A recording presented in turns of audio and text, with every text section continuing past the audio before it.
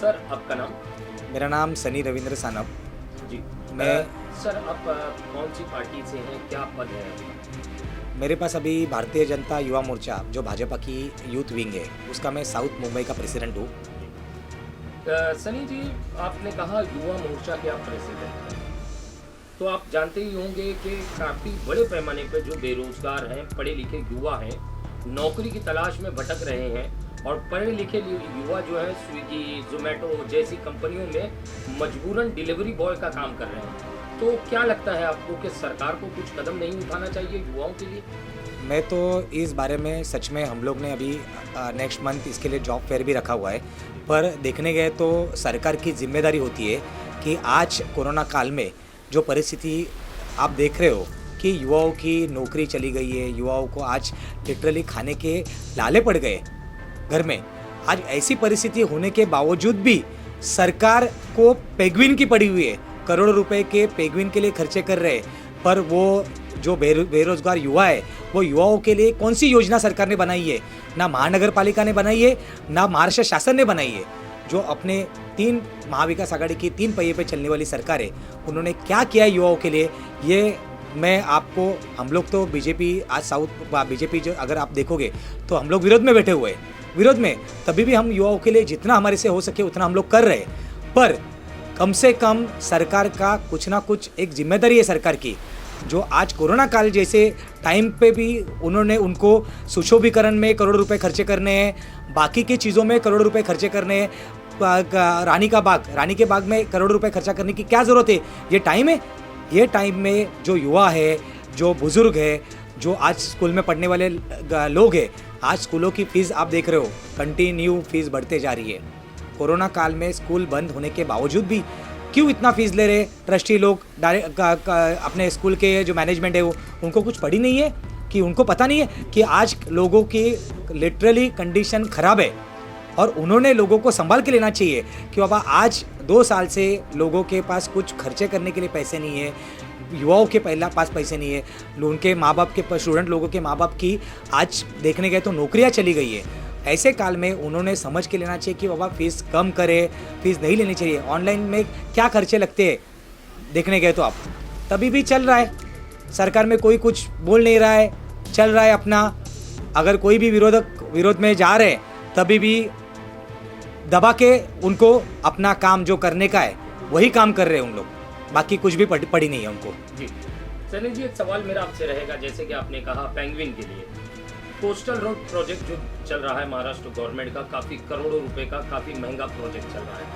Coastal road project जो चल रहा है, क्या नौकरी बेरोजगारी से ज़्यादा ज़रूरी वो रोड का बनना है, आपको लगता है? देखो, कोस्टल रोड चल रहा है, अच्छी बात है, डेवलपमेंट होना चाहिए, वो ज़रूरी है।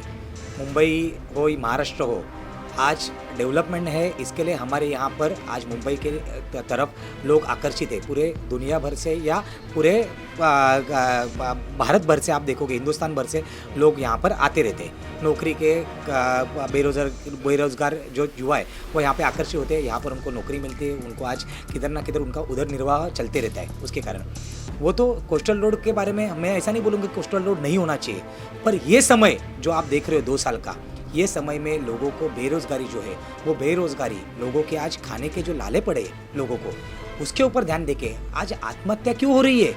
युवा आत्महत्या कर रहे हैं कि हमको रोजगारी नहीं मिल रहा है। एमपीएससी का विषय देखा आपने, एमपीएससी के एग्जाम आगे पे आगे ढकलते जा रहे थे, इसके वजह से कितने युवाओं ने आत्महत्या की और आत्महत्या करने के बाद मजबूरन गवर्नमेंट को वो एग्ज़ाम लेनी पड़ी। क्या चल रहा है? यूपीएससी के एग्जाम आप देखते हो, यूपीएससी के एग्जाम कभी भी आगे बढ़ते हुए आपने देखा है ऐसा कि यूपीएससी के एग्जाम का शेड्यूल आगे बढ़ा है, या यूपीएससी के एग्जाम का एग्जाम अभी अगले महीने नहीं होने वाली है, उनको कैंसिल हो गए, ऐसे आपने कभी सुना है? एमपीएससी के बारे में क्यों हो रहा है ये चीज़ अभी पिछले कुछ सालों से? ये इसी वजह से हो रहा है कि सरकार में तालमेल नहीं है। सरकार सिर्फ और सिर्फ कैसे पैसे कमाना है, कैसे लोगों को कुछ भी विषय रहेंगे उनको पिछड़ के अपना काम करवा के लेना है, वही उनको पड़ी है, बाकी कुछ भी पड़ी नहीं है। सर मैं बात करूं अगर बिजली बिल की, बिजली बिल का जो हाल बना हुआ है, लोग परेशान हैं, नौकरी नहीं है, त्रस्त हैं और बिजली विभाग जो है वो किसी भी किस्म से कोई मुरम्मत करने के लिए तैयार नहीं है। और जो ऊर्जा मंत्री है उन्होंने भी हाथ खड़े कर दिए हैं जनता को या किसानों को किसी भी किस्म की मदद करने के लिए। हाल ही में महाराष्ट्र का एक वाकया सामने आया था, एक किसान ने मीटर के लिए अप्लाई किया और जबकि मीटर लगा नहीं और 16,500 रुपये का बिल उसके घर पहुंच गया। तो ये किस तरीके का सिस्टम चल रहा है? आपको क्या लगता है कि सरकार विफल हुई है इन सारे मोर्चों पर? कैसा है कि सरकार को लोगों से कुछ भी लेना देना रहा नहीं है। आप देख रहे हो आज कोरोना काल का भ्रष्टाचार देखोगे आप, या फिर आप जो बिजली बिल का विषय, नितिन जी राउत जो बिजली आप मंत्री है, आपने देखा हुआ है, जो ऊर्जा मंत्री पावर मिनिस्टर है, उन्होंने आज बिजली बिल माफ़ करने का फैसला लेने के बाद फिर से उन्होंने पलटी मार के सबके बिल माफ़ करने के बजाय दुगने बिल लोगों को आए हुए। और सरकार को बिंदास, सरकार कोर्ट का आदेश है कि कोरोना काल में जो बिल आए हुए ज़्यादा, वो बिल काटो मत, ये टाइम पे मीटर मत काटो, थोड़ा सा समय दो लोगों को, किसानों को समय दो। अभी भी नितिन राउत जी जो हमारे ऊर्जा मंत्री है, उनको कुछ पड़ी नहीं है।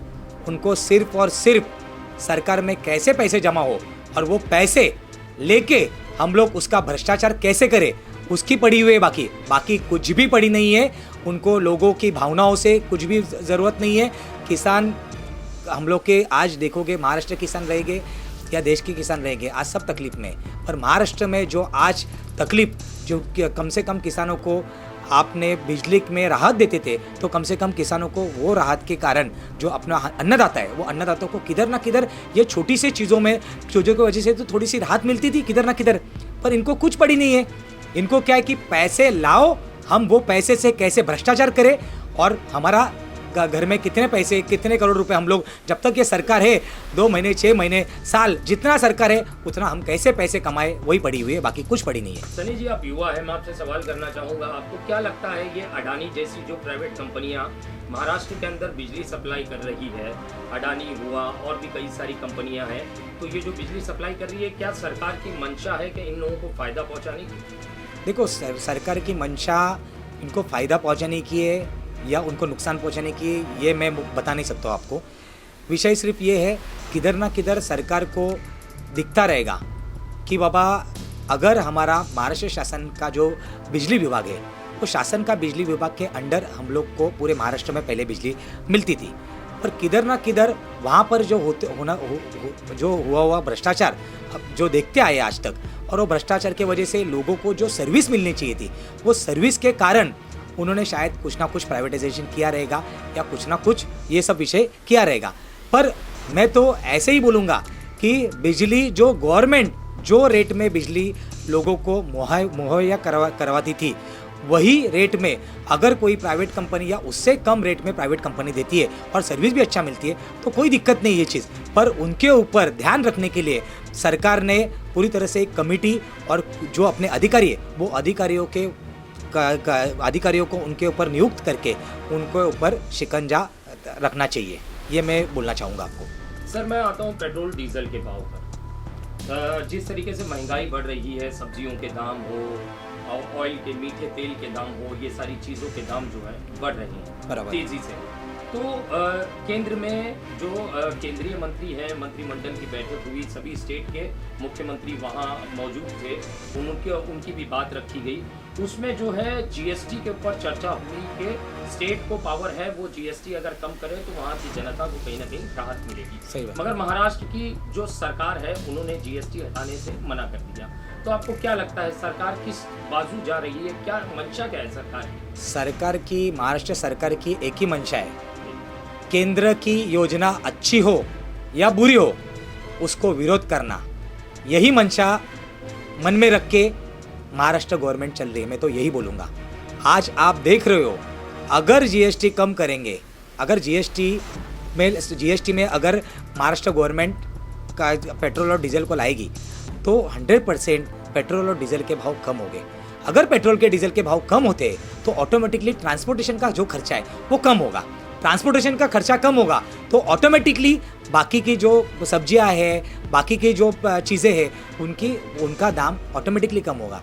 सरकार ये सब करना नहीं चाहती है, क्योंकि उनको ऐसा लगता है कि ऐसा करेंगे तो उसका बेनिफिट ये पूरी तरह से सेंट्रल गवर्नमेंट को मिलेगा और उसके वजह से हमारी किधर तो नाक कट जाएगी, ये उनको मन में है। इसके लिए उसको विरोध करना और नहीं वो चीज़ों पे खाली फुकट जो चीज़ के ऊपर सेंट्रल गवर्नमेंट की अच्छी अच्छी आज योजनाएं हैं, वो योजनाओं को विरोध करके वो योजना कैसे दबा के रखो और उनकी योजनाएं, महाराष्ट्र गवर्नमेंट की जो योजना है उसको स्कोप दो।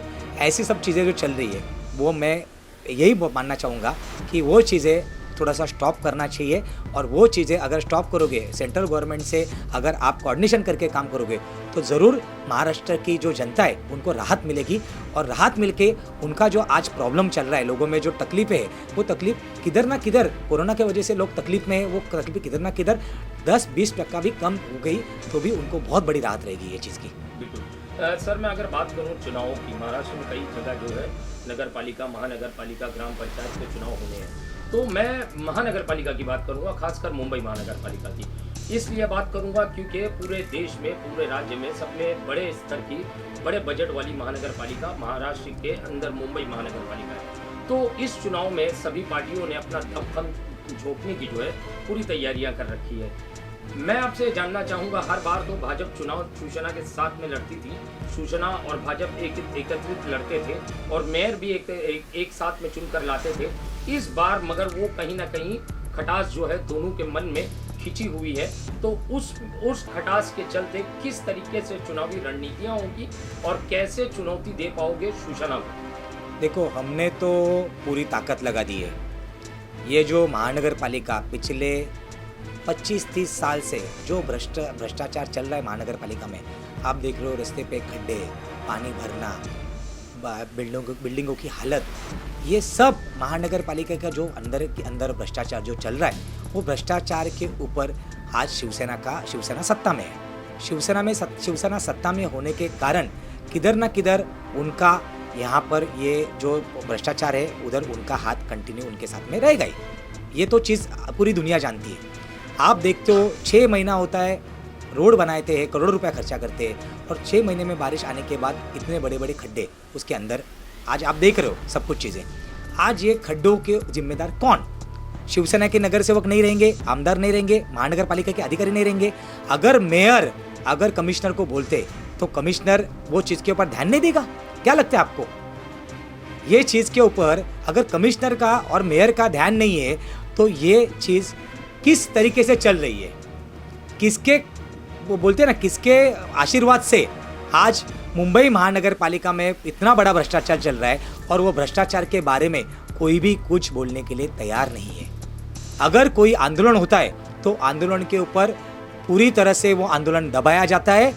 उनको जो करने का है, उनको जो टेंडर पास करने हैं, टेंडर निकालने हैं, पास करवा के लेने हैं, बिंदास काम उनका चल रहा है। उनको किसी भी तरीके के आंदोलन की और किसी भी तरीके के कोई भी विषय में उनको कुछ पड़ी नहीं। लोगों के बारे में खाली रोड का काम निकालो, बिल्डिंगों का काम निकालो, कुछ भी टेंडर निकालो, नया पैसा निकालो और पैसा निकाल के अपने घर भरो, यही विषय चल रहा है महानगर पालिका में।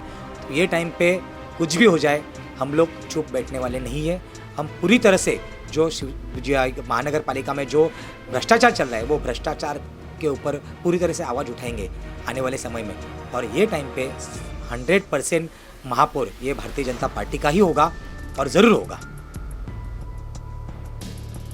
ये थे बीजेपी के साउथ मुंबई के यूथ प्रेसिडेंट सनी सानप, जिन्होंने अपनी बात हमारे सामने रखी। हमारा सवाल था बेरोजगारी को लेकर।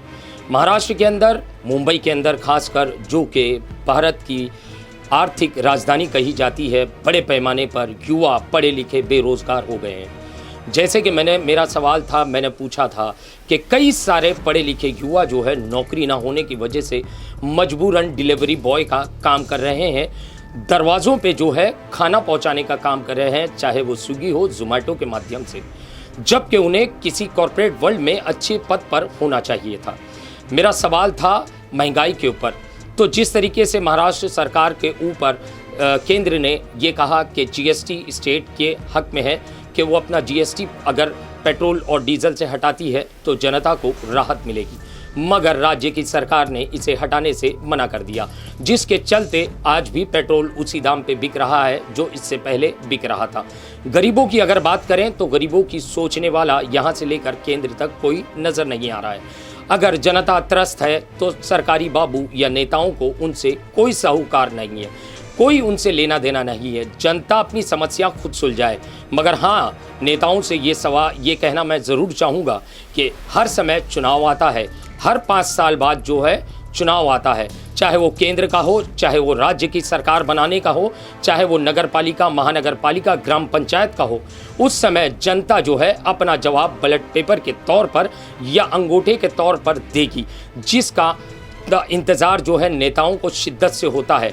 अगर समय रहते ये संभले नहीं और जनता के हक में कोई अच्छा फैसला नहीं लिया तो नेता ये जान ले कि जनता अपना फैसला जब देगी तब आपको मुंह की खानी पड़ेगी।